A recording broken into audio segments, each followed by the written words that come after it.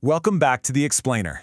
Today, we're zooming in on a small but seriously proud nation tucked right there on the eastern Caribbean coast of Central America. It's a country people lovingly call the Jewel. I am so incredibly excited to guide you through the fascinating, kind of turbulent, and beautifully diverse history of Belize. We're going to unpack exactly how the legacy of this specific piece of land forged the totally unique nation we see today. Okay, let's dive right in. Picture this. Geographically, Belize is nestled perfectly between Mexico and Guatemala. It's deep, and I mean deep, in the heartland of the ancient Maya civilization, and for centuries it was claimed by the massive Spanish Empire. And yet, today, it's the only Central American country where English is the primary language. I mean, how on earth did that happen? Well, the answer lies in the deeply complex history of how the land and its resources were used, and exactly who was brought in to extract them. To wrap our heads around this anomaly, we're going to take a quick journey through time, hitting 5 main stops. First, the ancient Maya. Second, pirates, loggers, and slaves. Third, the struggle for sovereignty. Fourth, a unique cultural mosaic. And finally, tourism and the environment. Starting us off with Part 1, the ancient Maya civilization, the first masters of the land. Long before European ships ever even dreamed of appearing on the horizon, this land was home to a fiercely sophisticated civilization. The timeline of the Maya is just staggering. They started developing way back around 2000 BC. By 250 AD, they had reached their absolute zenith, ruling over the land that is modern-day Belize, Guatemala, and southern Mexico. They built these massive, awe-inspiring cities like Lamanai, Altunha, and Caracol right there in Belize. But right around 900 AD, for reasons we still don't fully have nailed down, it was probably a messy mix of droughts, wars, and resource depletion. This incredible civilization started to decline, and those great cities were largely swallowed back up by the jungle. What's truly remarkable about this era is just how progressive the Maya were. They weren't just scraping by and surviving. They were completely mastering their environment.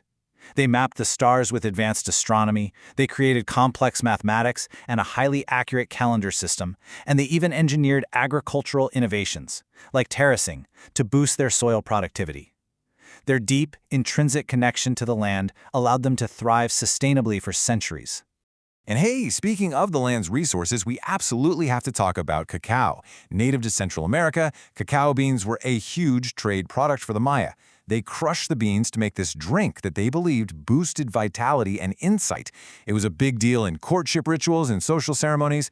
But beyond the cultural stuff, the Maya actually kind of invented the concept of a bartered currency using it, literally paying for things with cacao beans. So this was really the first major resource extracted from this land. Moving right along to Part 2, pirates, loggers, and slaves, the extractors. So the relationship with the land was about to undergo a pretty violent transformation. When European colonizers arrived, they completely altered the trajectory of the whole region. And the contrast between these two eras, it's literally night and day.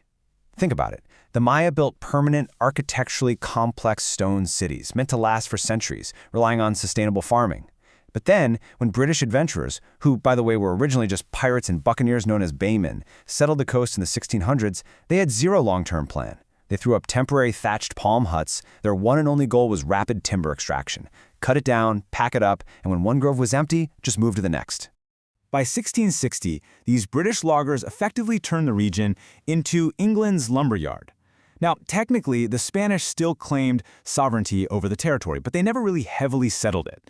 The British baymen, on the other hand, realized there was a massive demand back in Europe for logwood, which made this really lucrative deep red dye, and later for mahogany.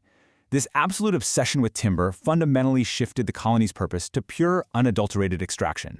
But as you can guess, extracting timber is brutal, back-breaking work. To maximize their profits, the baymen brought in enslaved Africans. The earliest official reference to enslaved Africans in Belize dates back to 1724. By the end of the 18th century, around 1790, enslaved peoples made up an astonishing 75% of the total population. The entire economy was violently fueled by their forced labor, which planted these incredibly deep roots of inequality and suffering. So you might be asking, why does this specific colonial history matter to us today?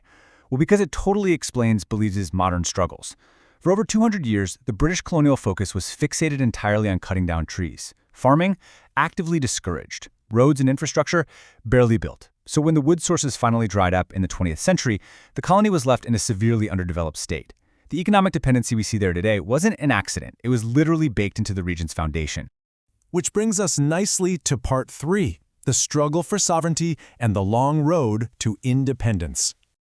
Centuries of underdevelopment and neglect naturally led to a massive political awakening. The push for independence really caught fire in 1950 with the founding of the People's United Party, or PUP, led by George Price. They campaigned hard for universal adult suffrage and real social change. Progress was steady, but definitely slow. In 1964, the British allowed a measure of self-government. Then, in 1973, the colony's name was officially swapped from British Honduras to Belize, and full self-governance was realized. Finally, on September 21st, 1981, full independence was officially achieved. So here is the absolute kicker, 1981. Just pause and think about how incredibly recent that is. When we talk about Belize forging a national identity and building a functioning government, we are talking about a nation that's barely a few decades old. They are tackling the absolute monumental task of nation-building right now, today, with institutions that had to pivot practically overnight from colonial obedience to sovereign administration. Now, complicating this new independence is a seriously long-standing geopolitical friction. See, when Guatemala gained independence from Spain way back in 1821, it claimed to inherit the Spanish territory that encompassed Belize. Belize and Britain, however, point to physical settlement treaties and Belize's UN-recognized independence in 1981.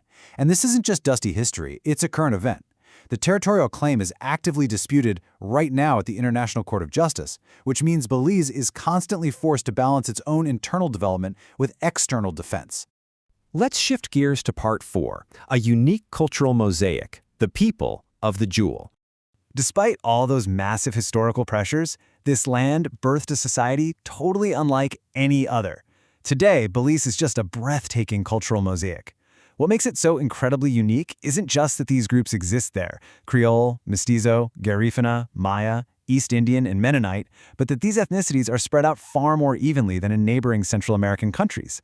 Like, get this, did you know the Mennonite community supplies 90% of the poultry and eggs consumed in Belize? It's wild. This diverse blending has created a generally peaceful, deeply tolerant, and English-speaking anomaly in the region. And you can really, truly feel this diversity explode into vibrant life through Belizean culture, especially the music. Take punta, for example. It's the most popular musical genre in the country. Developed primarily by the Garifuna, who are a people of mixed African and indigenous Caribbean descent, punta is just this incredibly energetic sound. It is all about vigorous bouncing hips, the deep, driving rhythm of drums and shakers. It's basically the literal sound of resilience, blending African and Amerindian roots into a national heartbeat. Then you've got Brookdown, hailing from the Afro-Belizean Creole community. Brookdown uses drums, tambourines, and this great flouncing dancing style. But the thing that really sets it apart is its picturesque, highly humorous social commentary. Through oral traditions, storytelling, and just infectious music, the people of Belize managed to resist the suppression of colonial forces and keep their unique cultural heritage alive and kicking. Finally, let's wrap up with part 5, tourism and the environment, the modern resource. Let's see how all this history builds into Belize's current reality. The country has basically flipped the script, shifting from extracting timber to leveraging its stunning natural beauty. Today, tourism is the absolute economic engine of modern Belize. In 2011 alone, tourism directly contributed nearly 25% to the GDP. And when you factor in indirect contributions, stuff like hotel construction and the local food supply, tourism impacts over 63% of the entire Belizean economy. It creates much-needed jobs and brings in vital foreign capital, completely replacing the mahogany and logwood trades of centuries past. But, there's a serious paradox here. The exact same environment that tourists flock from all over the world to see is under immense threat. Belize boasts the second-largest barrier reef on the entire planet, but it's currently facing rapid, unplanned coastal development, water contamination, and the looming existential threat of climate change. Plus, the mainland is still trying to recover from the massive deforestation that began centuries ago with those early colonial loggers. Preserving this environment is going to require a massive, committed shift from historical exploitation to modern, long-term sustainability. Which leaves us pondering this absolutely vital question. Can Belize sustainably balance its status as the natural jewel of Central America with its very real, very urgent economic needs?